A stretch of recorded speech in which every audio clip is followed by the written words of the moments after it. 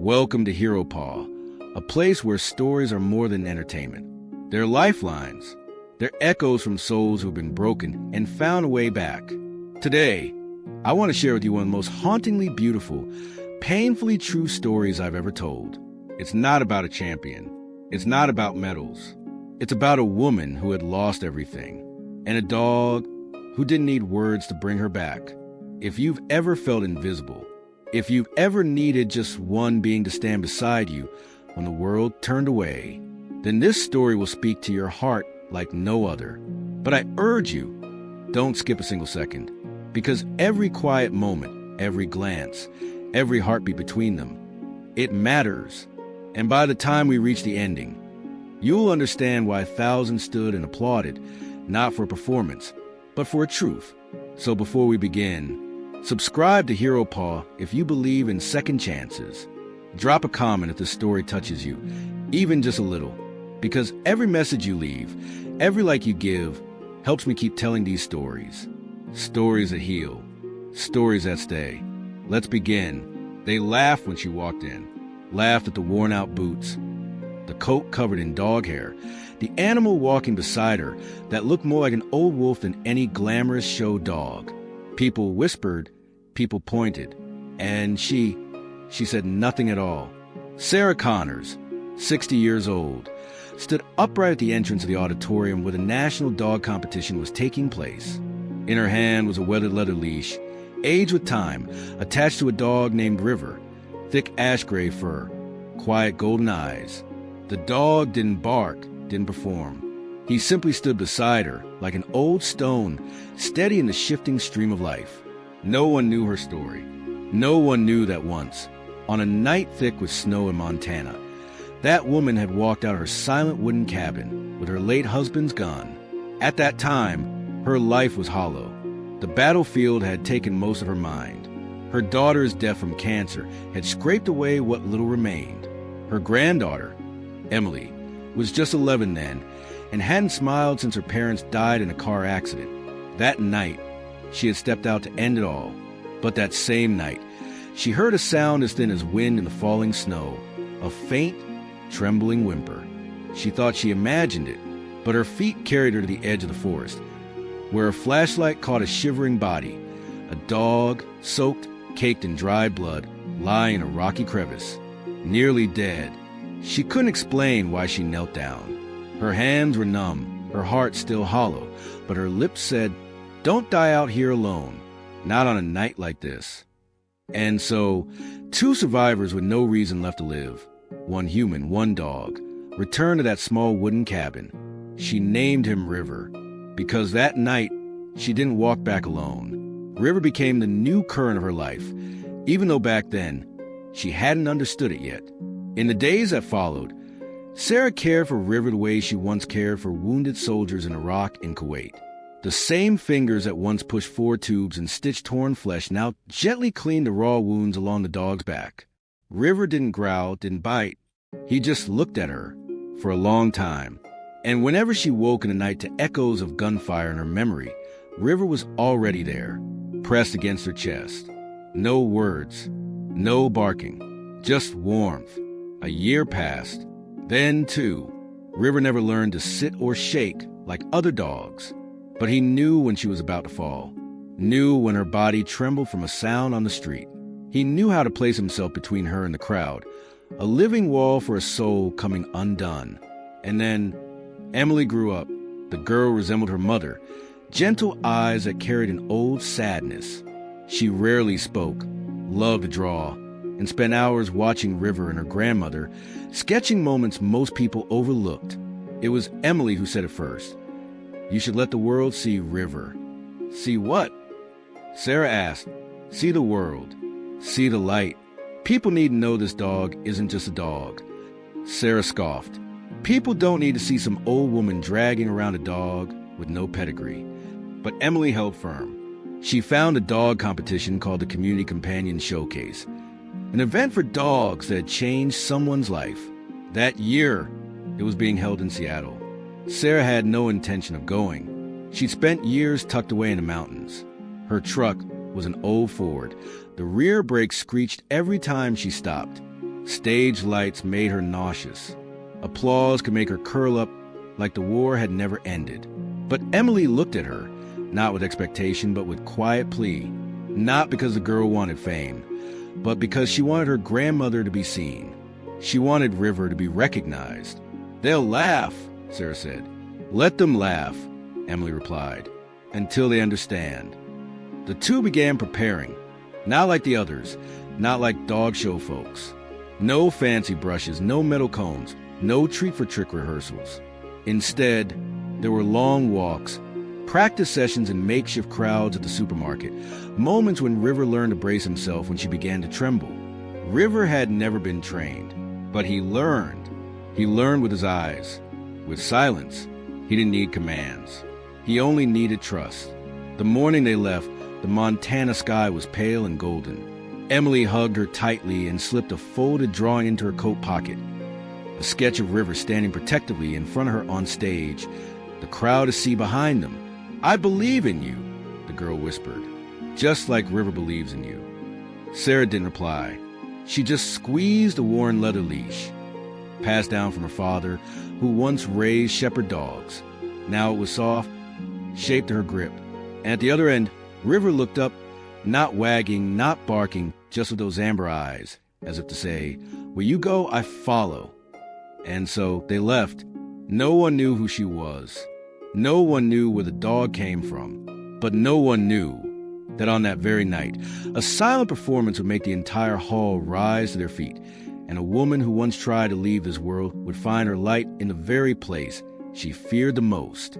This story began with someone ready to let go, and a creature who simply wanted to live one more day. In the end, they survived because of each other. And now, it was time the world saw them, not because they sought fame, but because the souls thought to be silent were ready to speak. The old Ford let out a soft screech as it shifted gears, then continued down the dusty highway toward Seattle. Sarah still wasn't used to leaving Montana. The last time she crossed state lines was over a decade ago, returning from military service with a suitcase full of anxiety meds and a letter of commendation. Those meaningless papers now sat in a wooden box in the attic.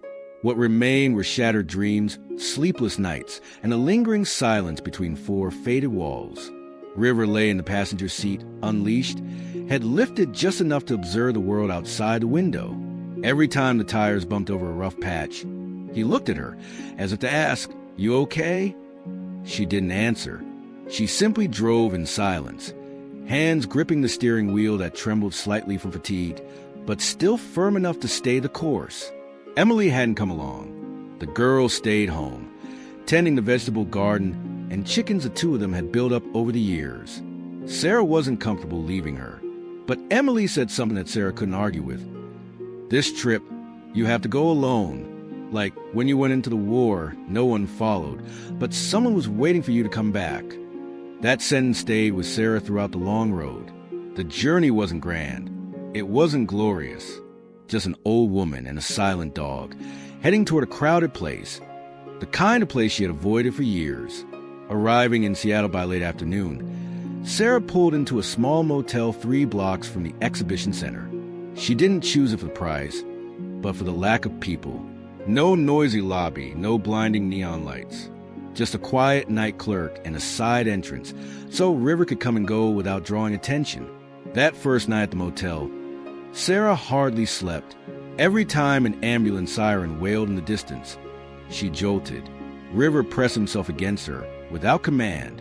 Every movement he made seemed to resonate with every nerve of her buried fear. The next morning, she walked to the exhibition center to register. The hall was packed. So many people, bright lights, thick perfume, blaring announcements. It nearly suffocated her. She froze at the door, both hands clinging tightly to River's leash, her shoulders slightly trembling. River immediately stepped to her left side, pressed his body against her leg, and looked up. No training, no verbal cues. He knew when she needed him. Sarah exhaled slowly and walked in. At the registration area, everything felt different.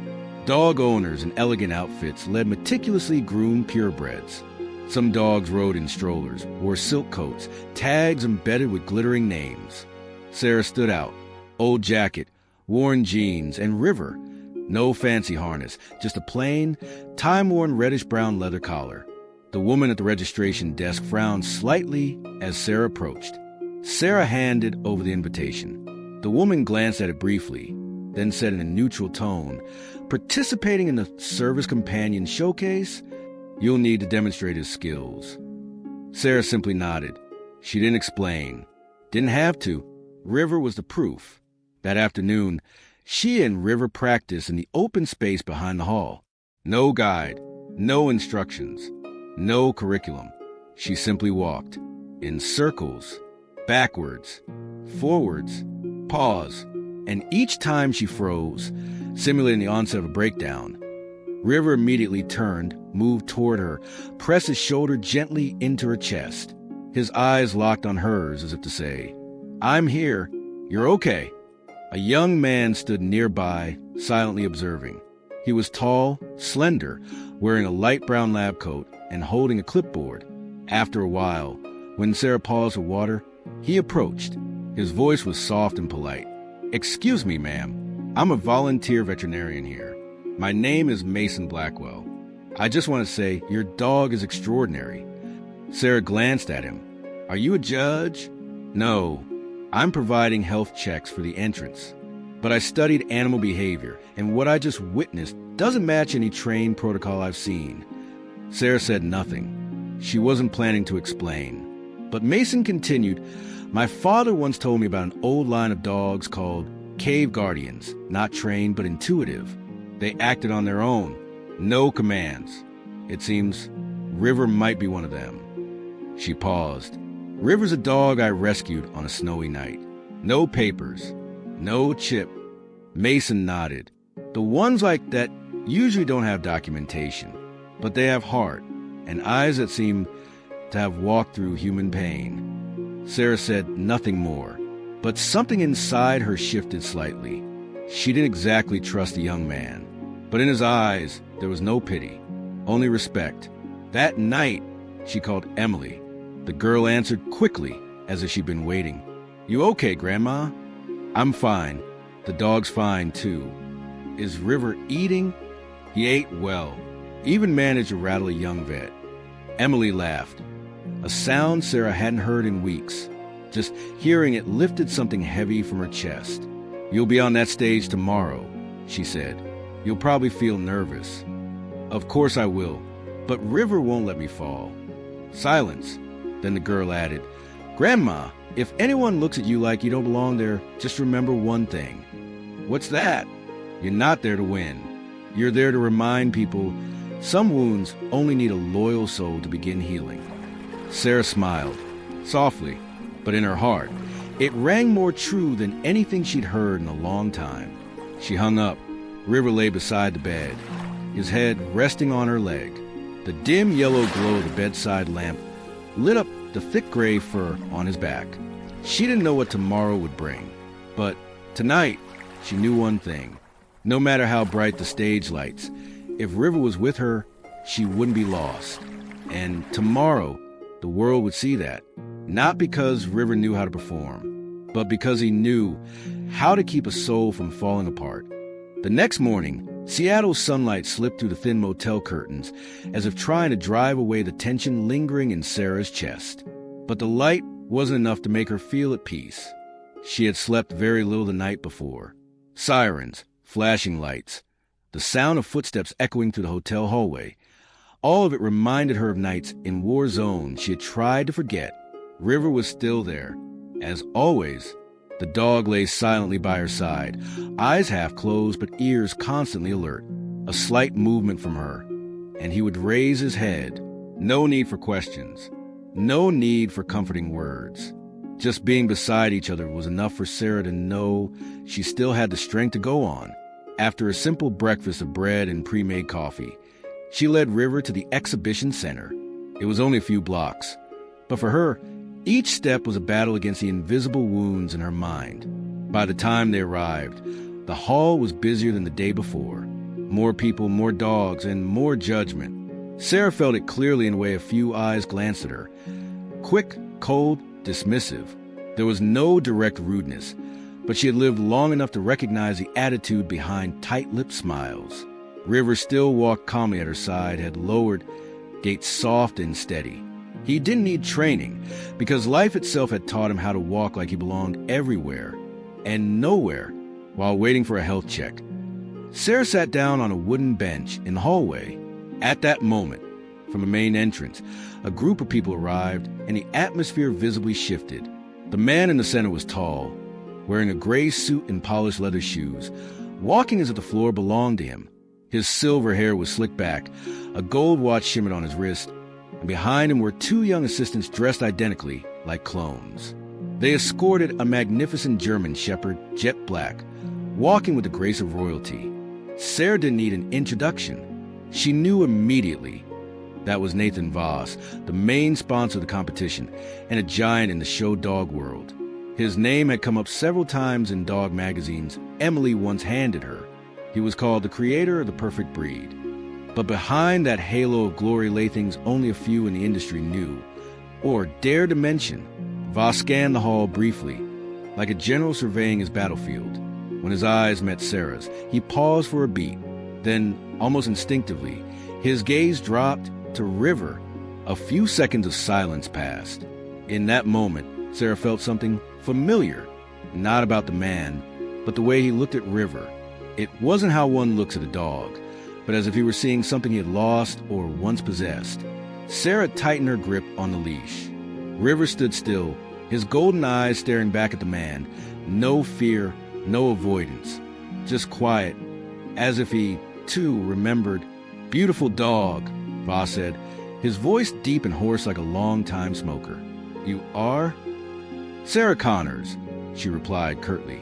He nodded. "Never heard the name." "Not surprising," she said. "I'm not in the show circuit." "Then what are you doing here?" Voss asked, a slight smirk curling his lips, tasting a challenge. "Just a spectator?" "No, competing." Sarah looked him straight in the eyes. "Service companion category." Voss stayed silent for a moment, and his expression shifted from admiring to sharp.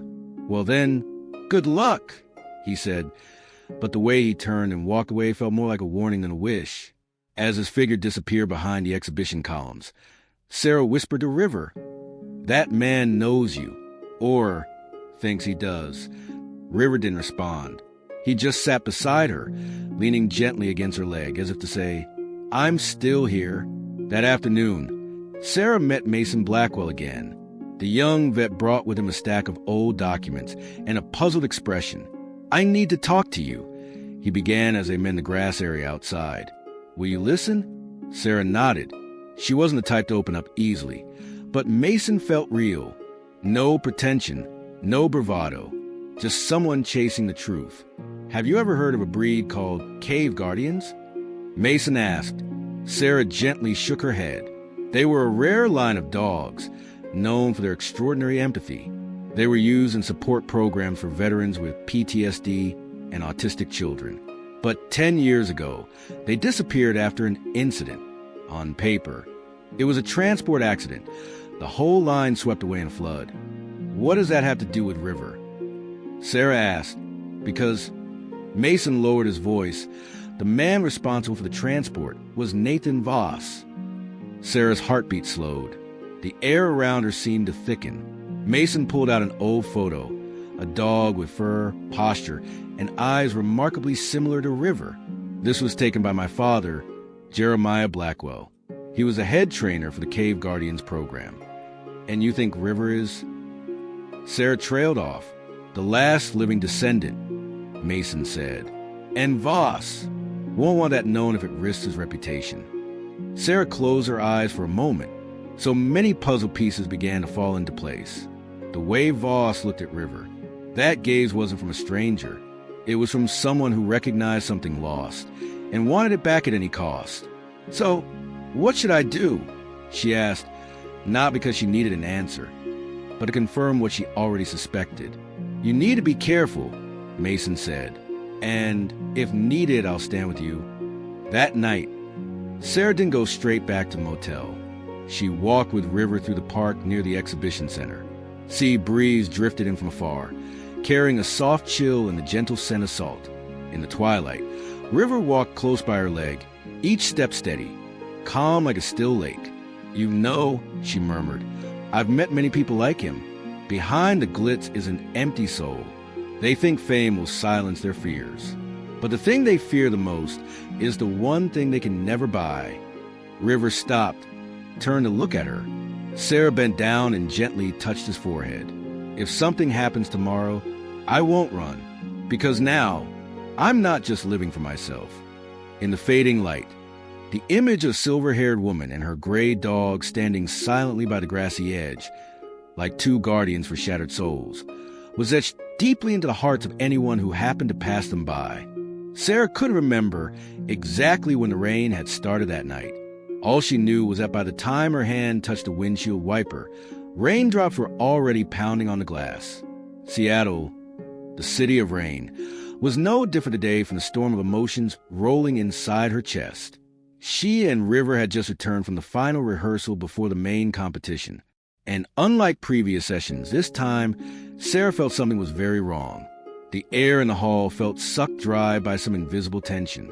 The stares from fellow contestants, the whispers too loud not to hear, and the unusually long silence after her and River's performance, all reminded her of something familiar from the battlefield. The moment right before a landmine goes off. So quiet it hurts. She hadn't mentioned it to Mason, nor to Emily, even though the girl had called twice that day. Sarah simply wanted to stay calm, until now. Sitting in the car under the rain, her hand trembling uncontrollably, and River still sat beside her, like a rock in a flood. She ran her hand over River's head. "Tomorrow might not be what we prepared for," she whispered. "But if anything happens, I'll protect you, just like I did the day I found you." River didn't move. He kept watching her. His amber eyes seemed to record every motion, every breath, every fragile vibration inside her chest. And in that moment, Sarah knew this creature was more than a dog. He was the bell that reminded her she had once almost lost her life and had been saved by this very being. That night in the motel, Sarah couldn't sleep. The rain outside the window hadn't stopped. She sat on a chair, staring at the drawing Emily had slipped into her cloth backpack. In it, she and River stood on a vast stage. Light beamed down from above, but strangely, the audience was absent, empty, just the two small figures in a massive space, like two lonely souls facing the world. A soft noise sounded outside. River lifted his head, ears perked. Sarah got up and quietly opened the window. Nothing but darkness. But war had taught her, silence doesn't mean safety. Early the next morning, before dawn had formed its shape, Sarah was awakened by a call from the front desk. Someone had left a package for her.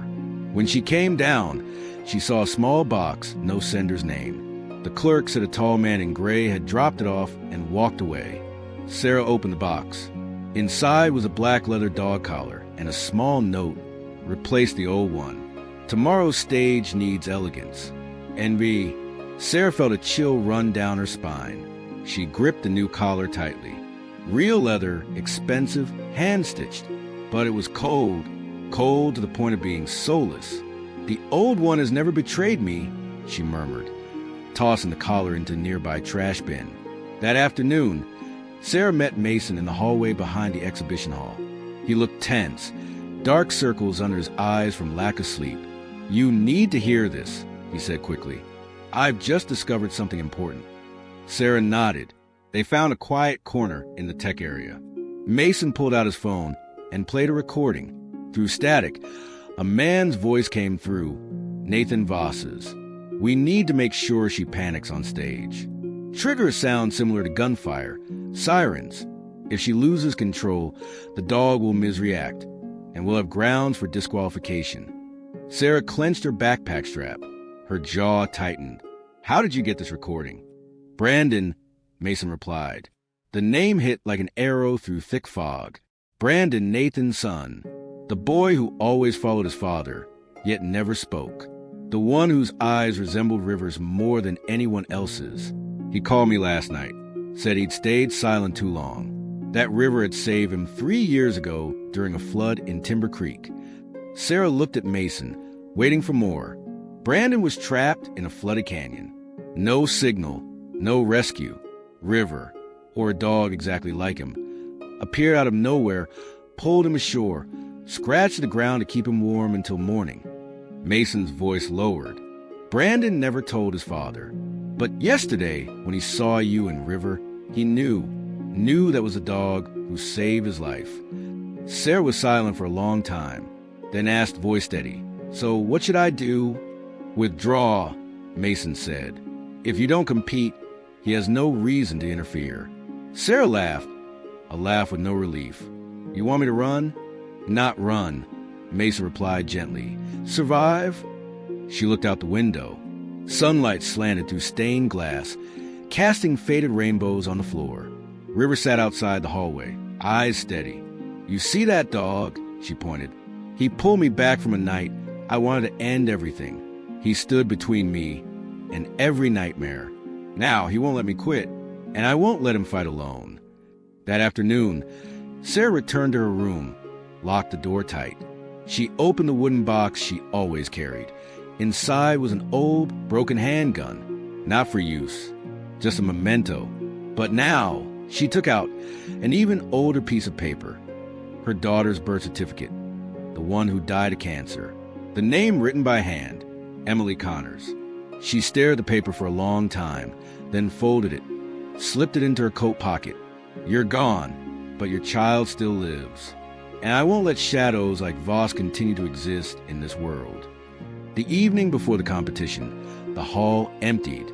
Most contestants had returned to their hotels. Sarah requested to stay. River needed to get used to the stage at night. The organizers agreed. She and River stepped onto the main performance floor. Everything was quiet. The stage lights were off. Only a few dim bulbs lit the pathways. Sarah sat on the grandstand steps. River laid his head on her lap. "Tomorrow, we're not competing to win," she whispered. "We're here to show there's still hope for the souls thought to be lost." River didn't move, but she knew he heard, and he understood. That night, they slept right there in the hall, together, as if, should the sky fall, they would rise together. The next morning, Sarah woke up early. She brushed her teeth, washed her face, put on her old canvas coat, and fastened her father's leather leash around River's neck. Not glamorous, not flashy, but full of history, of love, of identity. When she entered the backstage area, all eyes turned. Some shook their heads, some smirked, but some looked at River, then at her, and said nothing. A loud bang echoed at the end of the hallway, like metal striking concrete. Sarah flinched. Her heart raced. A second sound came, this time like a siren, and something inside her brain cracked. Memories of war surged like a breached dam, but River got there in time. The dog rushed forward, pressed his body into hers, firm but gentle. Warm breath, eyes locked, not overwhelmed, not panicked. Sarah trembled, but her heartbeat slowed, breathing steadied, and the panic faded like a storm cut short. On the stage, before anyone had been introduced, before any contestant had stepped forward, Sarah and River, unintentionally, had delivered the truest, strongest performance of their lives. Not a dance, not a trick, but survival, the power to save one another in the eye of the storm. And then silence, followed by applause, first solitary, then spreading like waves.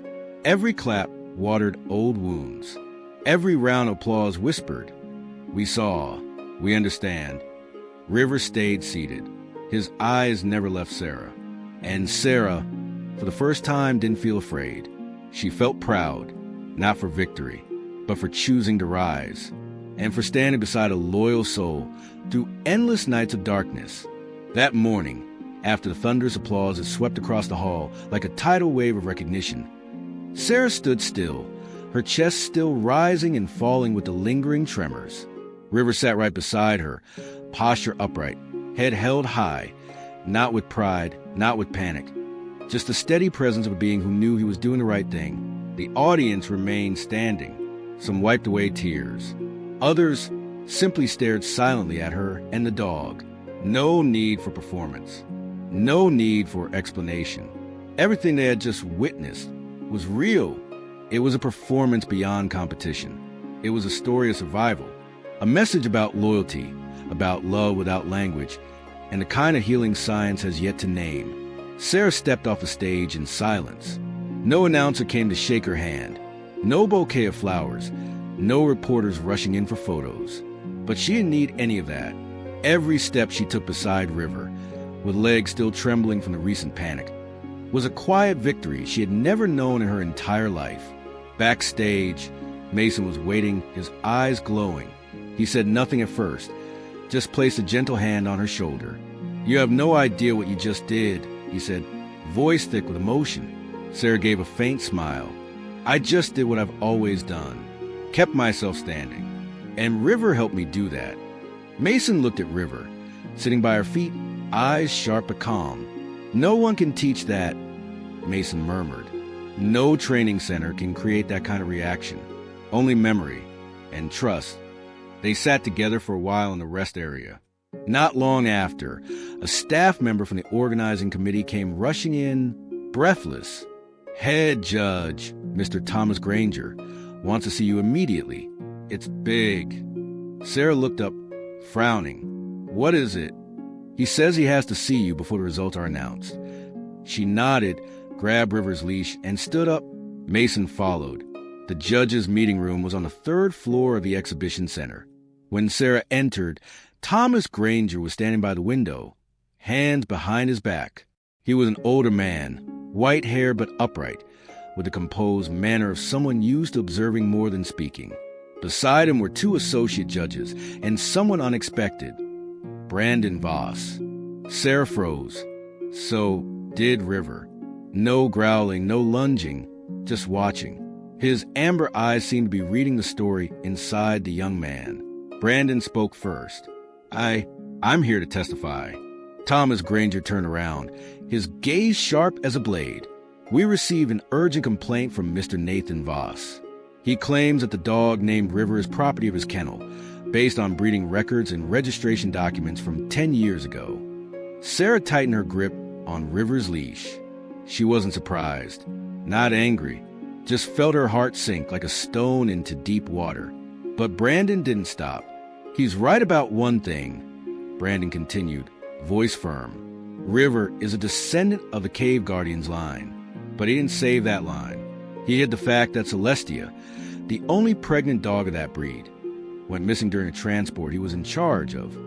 The room went cold. Thomas Granger tilted his head slightly. "And how do you prove that?" "I was the last person to see Celestia," Brandon said. "I was 17 at the time.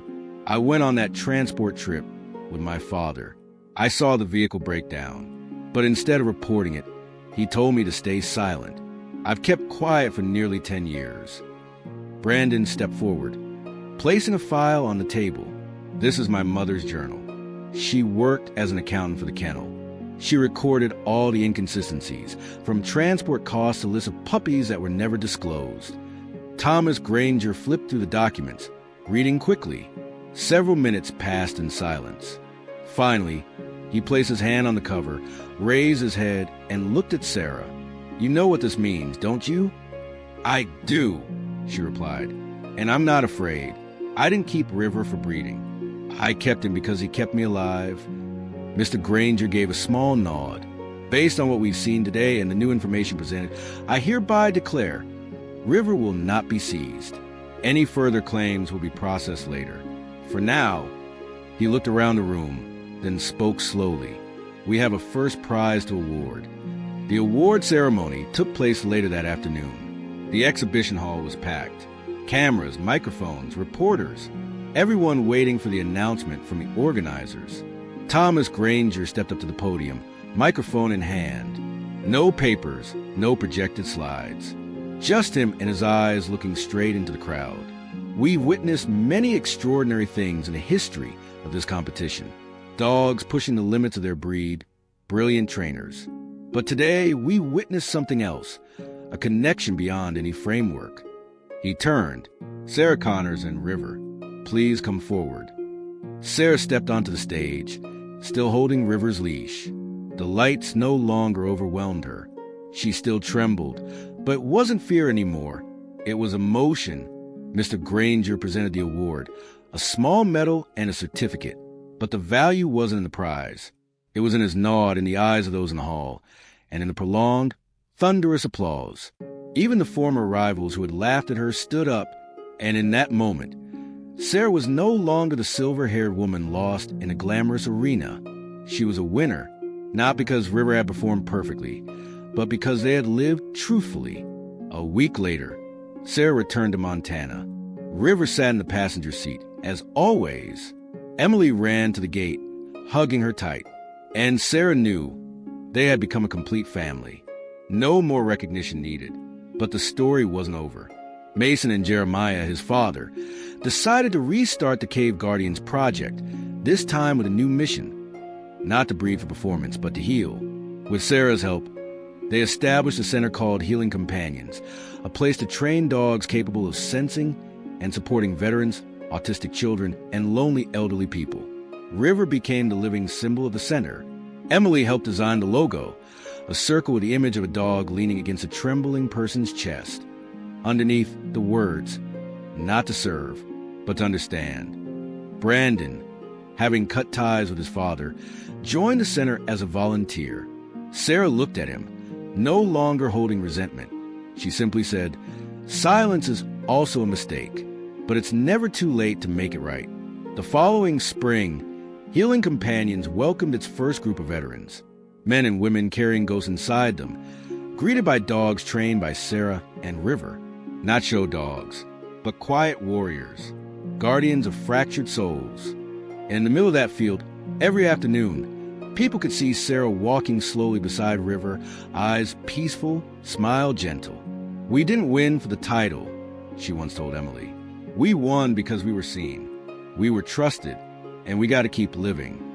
River was still by her side, still the nameless dog from that long-ago night. But now, all of America knew his name. And more importantly, hundreds of people had begun to live again. Thanks to the quiet miracle, a single dog had performed under the stage lights on an afternoon no one would ever forget. And so, the woman who once walked into the hall amid whispers walked out not as a winner, but as a survivor who had been seen. Not because she fought harder, not because her dog jumped higher, but because together they reminded the world what loyalty means, what quiet strength looks like, what healing truly feels like. Some stories shout, there's whispered, and yet it reached every corner of the room. And maybe now, through this video, it reaches you too.